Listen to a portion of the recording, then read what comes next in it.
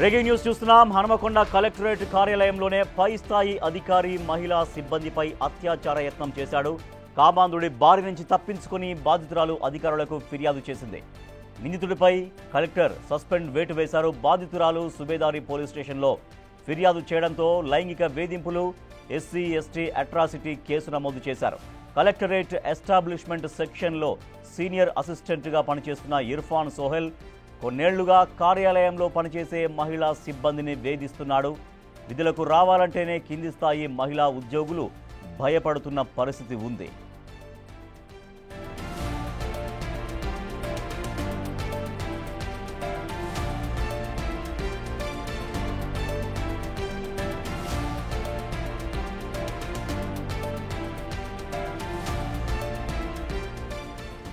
Hanumakonda collectorate కార్యాలయంలోనే పై స్థాయి అధికారి మహిళా సిబ్బందిపై అత్యాచార యత్నం చేశాడు. కామాంధుడి బారి నుంచి తప్పించుకొని బాధితురాలు అధికారులకు ఫిర్యాదు చేసింది. సుబేదారి పిఎస్లో కంప్లైంట్ చేసింది. మా ప్రతినిధి వేణు మరింత సమాచారం ఇస్తారు. వేణు, కలెక్టర్ కార్యాలయంలోనే మహిళల పట్ల వేధింపులకు పాల్పడుతున్నటువంటి వ్యక్తి ఎవరు? ఎప్పటి నుంచి అక్కడ పనిచేస్తున్నాడు? ఎప్పటి నుంచి మహిళలను ఇట్లా వేధిస్తున్నట్టుగా వాళ్ళు చెబుతున్నారు?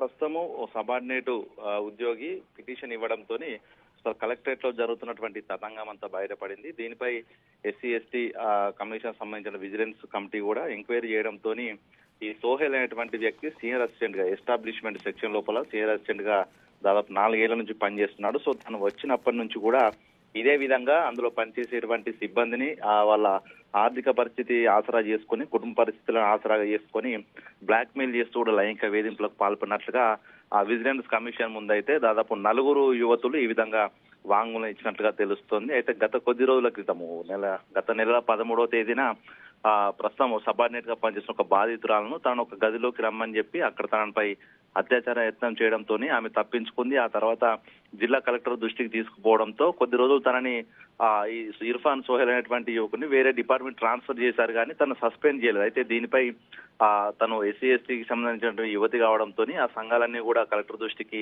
విషయాన్ని తీసుకెళ్లిన తర్వాత ఒక కమిటీ వేసి పూర్తి విచారణ తర్వాత చర్యలు తీసుకుంటామని చెప్పిన తర్వాత ఈ కమిటీ విచారణ చేస్తున్న కొద్ది కూడా కలెక్టరేట్ లో పనిచేస్తున్న దాదాపు 25 మందికి పైగా ఈ సబార్డినేట్ మహిళా ఉద్యోగులు ఉన్నారు. సో వాళ్ళందరితో ఎంక్వైరీ చేసిన తర్వాత దాదాపు 4గురిపై ఇదే విధంగా సంవత్సరాల తరబడి లైంగిక వేధింపులకు పాల్పడడం, బెదిరించడం, లేకుంటే డిప్యుటేషన్ క్యాన్సిల్ చేపిస్తామంటూ బెదిరిస్తూ తనను లైంగికంగా ఇబ్బందులకు గురిచేస్తున్న విషయాలు కూడా బయటకు వచ్చాయి. ఇక ఈ కమిటీ రిపోర్ట్ తోనే కలెక్టర్ అతనిపై సస్పెన్షన్ వేటు వేసింది. అయితే తను యూనియన్ కి సంబంధించినటువంటి నేతలకు దగ్గర వ్యక్తి కావడంతో వాళ్ళ ప్రెజర్ తో మళ్ళీ తిరిగి అక్కడే సస్పెన్షన్ రద్దు చేసే విధంగా ప్రయత్నాలు చేస్తుండడంతో బాధిత మహిళ అయితే 2 రోజుల క్రితమే సుబేదారి పిఎస్ కి వెళ్లి అక్కడ కూడా తన పిటిషన్ ఇచ్చి, ఎందుకంటే తనకు ప్రాణహాని ఉంది, తను ఈ విధంగా వేధించాలని పిటిషన్ ఇవ్వడంతో ఎస్సీ ఎస్టీ అట్రాసిటీ కేసుతో పాటుగా పని ప్రదేశాల్లో లైంగిక వేధింపులు, అదేవిధంగా మహిళపై వేధింపులకు సంబంధించినటువంటి సెక్షన్ల కింద పోలీసులు కేసు నమోదు చేశారు. అయితే గతంలో నుంచి కూడా ఒక అడ్మినిస్ట్రేటివ్ బిల్డింగ్ లో ఇట్లాంటి ఘటనలు జరుగుతుంటే నిజంగా